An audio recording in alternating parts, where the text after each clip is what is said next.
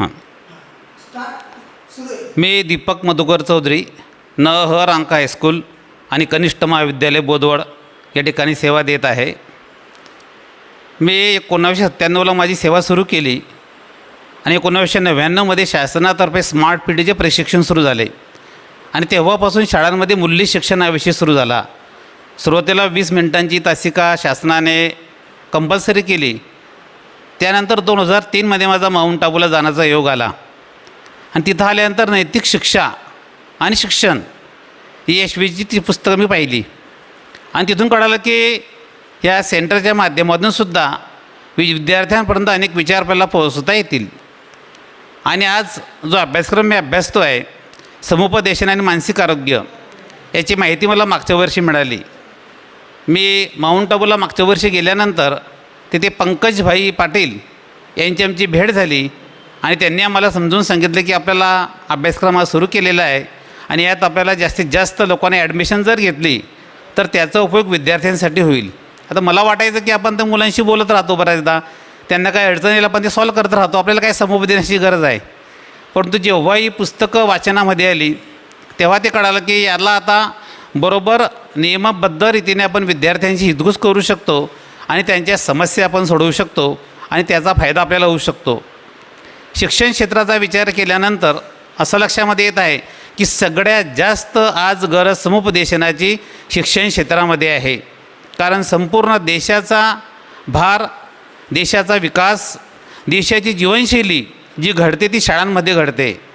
कारण ज्या देशातल्या शाळा विकसित असतात तो देश खूप पुढे जातो. म्हणून शिक्षण क्षेत्रात या विषयाची फार नितांत आवश्यकता होती, जो यशवंतराव चव्हाण मुक्त विद्यापीठाने आणि प्रजापिता ब्रह्मकुमारी विश्वविद्यालय यांच्या माध्यमातून हा अभ्यासक्रम सुरू केलेला आहे. मी सर्वप्रथम त्यांचे मनापासून आभार मानतो. आता आपल्या शाळांमध्ये काय काय समस्या असतात, तर समस्या अशा असतात की काही विद्यार्थी हुशार असतात, काही विद्यार्थी सामान्य असतात आणि काही विद्यार्थ्यांना काही येत नाही. काही विद्यार्थी खूप शांत असतात तर काही विद्यार्थी एकदम मस्ती करणारे असतात, एकमेकांशी अपशब्द वापरणारे असतात. आणि ह्या समस्या जास्तीच्या असल्यामुळे हे विद्यार्थ्यांसाठी समुपदेशनाची खूप मोठी गरज मला वाटत आहे.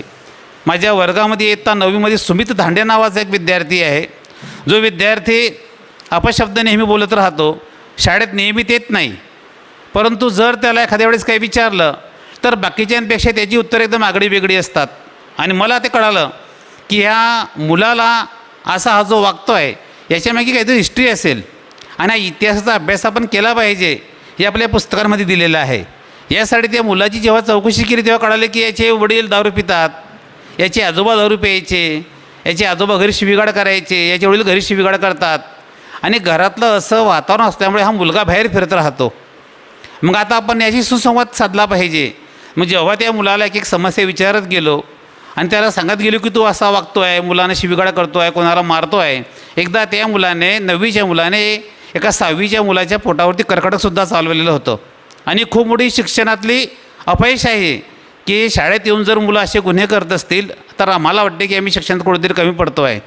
परंतु त्याच्यामागे त्या मुलाची कौटुंबिक पार्श्वभूमी त्याला कारणीभूत होती.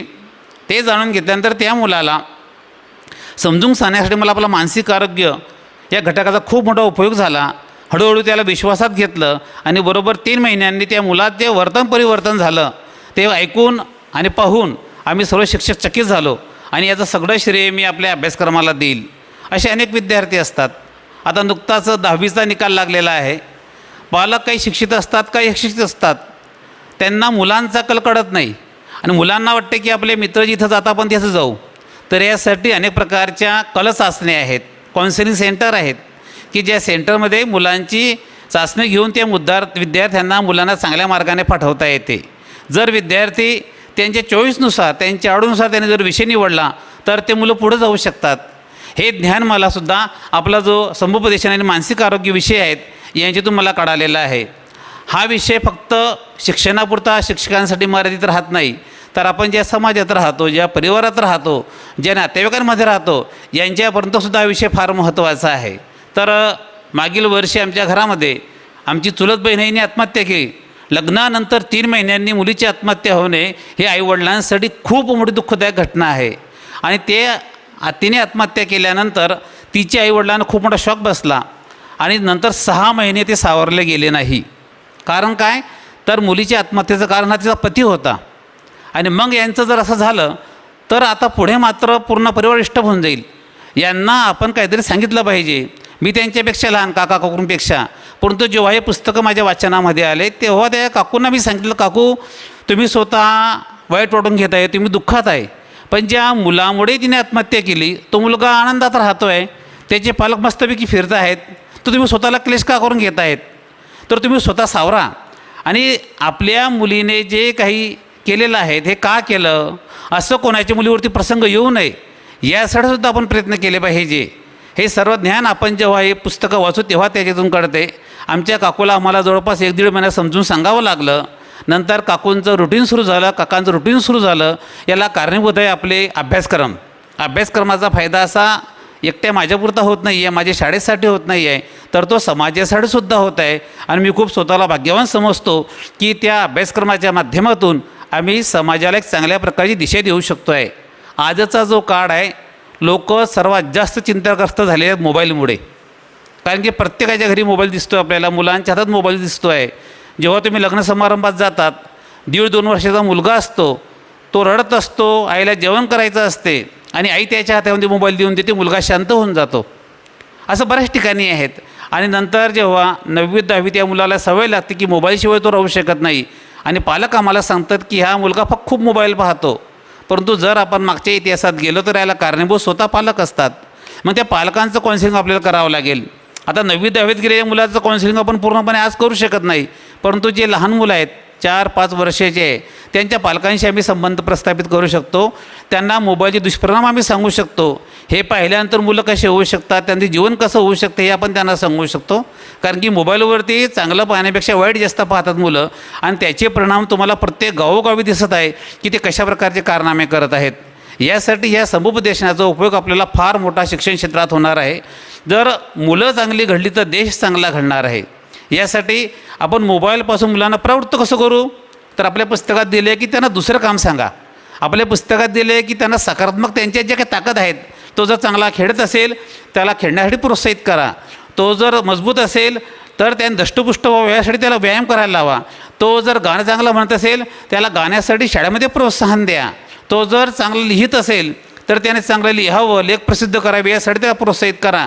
म्हणजे 2 दिवसांपूर्वी रात्री 8:30 वाजता अदिती दिदींचं जे व्याख्यान झालं त्यांनी जे सांगितलं की पारंपरिक पद्धतीने समुपदेशन करता येते आणि आधुनिक पद्धतीने समुपदेशन करता येते. आता पारंपरिकमध्ये काय होतं, तर माणसाच्या नकारात्मक आणि सकारात्मक ह्या दोन्ही बाजू पाहिल्या जातात.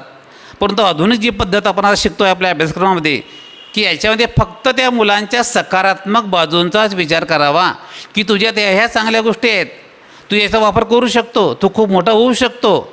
हे जर आपण चांगलं शोधत गेलो तर नक्कीच तो जो मुलगा आहे तो मुलगा त्याच्यातल्या चांगल्या शक्तींचं प्रकटीकरण समाजामध्ये करेल, अनेक आदर्श नागरिक घडेल. आणि याची खूप मोठी गरज आपल्या देशाला आहे. आपण ज्या तंत्रयुगात आता वापरत आहेत, ज्या आधुनिक युगामध्ये वापरत आहे, पैसा आहेत, भौतिक गरजांची पूर्तता झालेली आहे, परंतु माणसाला मानसिक आरोग्य नाही, तो शांत बसू शकत नाही. तर आपण जे आज प्रॅक्टिकल केलं 6व्या पेपराचं, त्याच्यामध्ये स्वसंमोहन हा एक प्रकार दिलेला आहे. त्या स्वसंमोहनच्या माध्यमातून आपण आपल्यामध्ये स्वतःमध्ये परिवर्तन करू शकतो, आपल्यासोबत आपण दुसऱ्यामध्ये परिवर्तन करू शकतो. कारण की हम सुधरेंगे तो युग बदलेंगा. जगाला सुधारवण्याच्या आधी मला माझे ॲटिट्यूड बदलावे लागतील. कारण फार पूर्वी सांगितले गेलं होतं का शायराने की बनके जो छोटा मिलता है सबसे कोई उससे बड़ा नहीं होता, तजुर्बों की कमी नहीं होती, बेबस हादसा नहीं होता, आरजुओं का मामला न कुछ उम्र भर फैसला नहीं होता, सभी कुछ हो रहा है इस तारों के ज़माने में, लेकिन क्या गजब है आदमी इंसान नहीं होता. त्या माणसाला माणुसकीचं जर तुम्हाला शिक्षण द्यायचं असेल तर त्यासाठी सर्वात मोठी गरज आहे काउन्सिलिंगची आहे. जग खराब नाही, जग खूप चांगलं आहे. आपल्याला वाटते जग खराब आहे, तसं नाही आहे.